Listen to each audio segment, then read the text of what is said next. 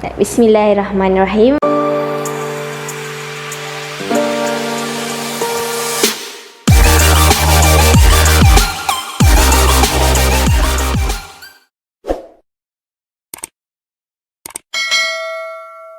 Bismillahirrahmanirrahim. Alhamdulillahirrabbilalamin. Wassalatu wassalamu ala asyrafil anbiya wal mursalin wa ala alihi wa sahbihi ajma'in. Assalamualaikum warahmatullahi wabarakatuh. Okay, Alhamdulillah hari ini bertemu lagi dengan Ustazah Azimah. Masih dalam perkara ibadat darjah 3. Masih dalam pelajaran 1, iaitu tajuk hadas. Okay, tajuk hadas. Baik, sebelum ni kita dah belajar tentang pengertian hadas, bahagian-bahagian hadas. Jadi hari ni kita nak belajar apa murid-murid? Okey, baik, bersama dengan Ustazah kita terus kepada iaitu cara untuk bersuci daripada hadas. Okey, baik. Kita tengok dulu cara untuk bersuci daripada hadas kecil. Okey, ini kita akan tengok hadas kecil. Bagaimana cara kita untuk nak bersucikan diri kita? Okey, kita tengok cara-caranya. Next. Okay, cara yang pertama iaitu berwuduk. Berwuduk, bukan berudu. Berudu kata berudu tu bukan. Ini ialah berwuduk. Okay, berwuduk ni sedia kita maklumlah yang selalu murid-murid dah belajar masa darjah 1, darjah 2 dah belajar macam mana cara untuk kita berwuduk. Okey, ini cara yang pertama. Kita terus kepada cara yang kedua iaitu tayamum. Tayamum. Apa ini tayamum? Murid-murid pernah dengar tak perkataan tayamum? Okey, adakah tayamum ini sejenis makanan ataupun sejenis permainan? Okey, baik, kita tengok apa itu tayamum. Okey, tayamum ini ialah kita menyapu debu tanah. Sapu debu tanah pada anggota tayamum, iaitu muka dan tangan hingga siku. Ingat, anggota tayamum hanya ada 2, iaitu muka kita dan tangan hingga ke siku. Jangan nanti kata telinga ke, kaki ke. Bukan, iaitu 2 saja, muka dan juga tangan hingga ke siku. Dengan rukun dan syarat yang tertentu sebagai ganti.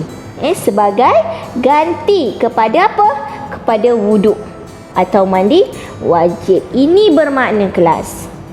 Kalau kita nak gunakan cara yang kedua ni boleh, tetapi mesti sekiranya tak ada air. Tapi kalau kat rumah kita ada air, kita buka kepala paip tu, air curah-curah keluar, jangan kita nak guna tayamum. Cara yang ini tak boleh. So kita kena pastikan kalau tak ada air baru kita guna tayamum. Okey? Baik, seterusnya, seseorang yang berhadas kecil dibolehkan kepada mereka untuk melakukan ibadah tertentu seperti solat, tawaf, membawa dan menyentuh Al-Quran hanya setelah ia berwuduk atau bertayamum. Atau bertayamum. Jadi kelas kat sini sangat penting untuk dia berwuduk atau bertayamum. Sekiranya tak ada air betul-betul, baru dia boleh tayamum. Tapi kalau ada air, jangan ngada-ngada nak bertayamum. Okey, seterusnya kita tengok cara untuk bersuci daripada hadas besar. Ingat kelas, hadas besar, bukan buang air besar. Kalau buang air besar tu lain. Ini hadas besar. Baik, kita tengok macam mana cara untuk bersuci. Baik, yang pertama caranya mandi wajib. Mandi wajib. Ini cara yang pertama. Wajib kita mandi. Mandi wajib. Mandi yang bukan biasa-biasa. Bukan kita bangun pagi, gosok gigi, mandi-mandi. Bukan. Itu mandi harian, biasa. Ini mandi wajib. Ada cara dia yang tertentu. Ada cara dia. Baik. Cara yang kedua pula ialah tayamum. Okey, tayamum. Tayamum yang macam tadi, yang anak-anak dah tengok, iaitu muka dan juga tangan hingga ke siku. Okey. Baik. Next. Baik, kita dilarang melakukan ibadah tertentu seperti solat, Tawaf, membawa dan menyentuh Al-Quran jika kita berhadas besar, melainkan setelah melakukan salah satu daripada dua perkara ini. Salah satu daripada perkara ini. Mandi wajib. Mandi wajib ni pun kelas kita gunakan air.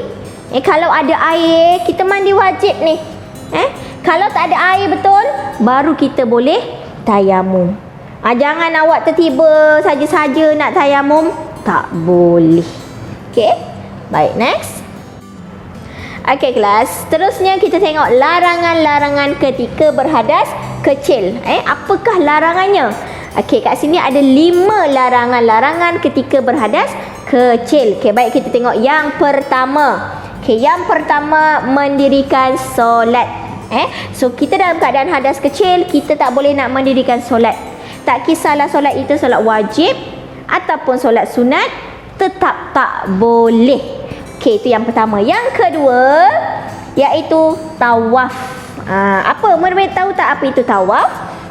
Baik, tawaf ni ialah bila kita kat rumah tu kita pernah tengok dalam televisyen yang orang menunaikan haji tu yang mengelilingi Kaabah. Yang baca labbaik Allahumma labbaik tu, itu namanya tawaf. So tak boleh juga. So yang ketiga, menyentuh atau membawa Al-Quran. Ingat murid-murid, kita dalam keadaan hadas kecil ni, sentuh pun tak boleh, bawa pun tak boleh. Al-Quran itu mukjizat Nabi. So kita tak boleh suka-suka. Baik, kita tengok seterusnya larangan yang keempat, iaitu membaca khutbah Jumaat. Khutbah yang dibaca oleh khatib. Baik, seterusnya kita tengok larangan yang kelima, iaitu sujud syukur atau tilawah. Jadi apabila kita nak sujud syukur atau tilawah juga kita mesti dalam keadaan yang suci. Jadi 5 perkara ini, 5 larangan ini kita jangan buat ketika kita dalam hadas kecil. Okey kelas. Seterusnya kita tengok hadas besar. Larangan ketika hadas besar. Baik. Ada 9. Okey, kita tengok yang pertama sekali ialah mendirikan solat. Sama macam hadas kecil tadilah.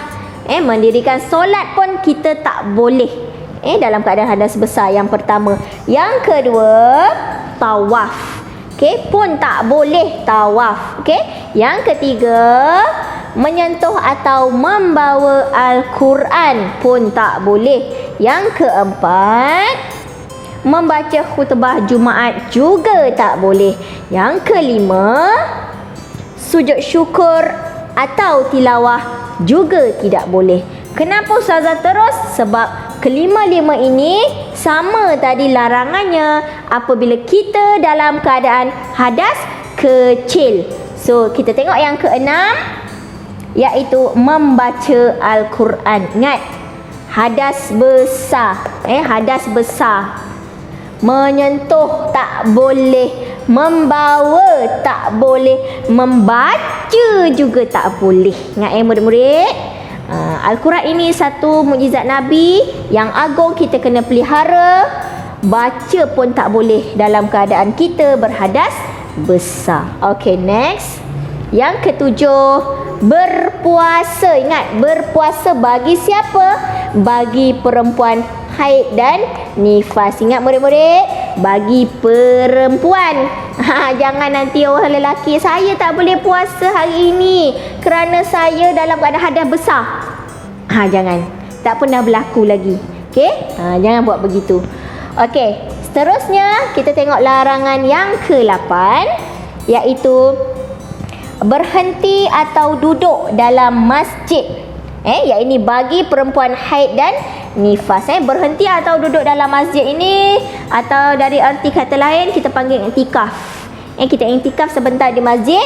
Tapi bagi perempuan yang haid dan nifas ini tak boleh. Larangan bagi mereka kerana mereka dalam keadaan hadas besar. Okey, yang ke-9 iaitu bersetubuh bagi perempuan haid dan nifas. Okey kelas. So kita kena ingat, hadas kecil tadi ada berapa larangan? Ada 5. Hadas besar ada berapa? Ada 9. So Ustazah harap murid-murid dapat ingat larangan-larangan ketika kita berhadas kecil dan ketika kita berhadas besar. Baiklah murid-murid, sampai di sini sahaja pelajaran kita bagi tajuk hadas.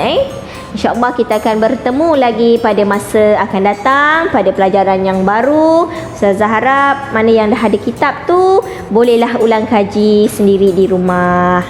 Sekian, wabillahi taufiq wal hidayah. Wassalamualaikum warahmatullahi wabarakatuh.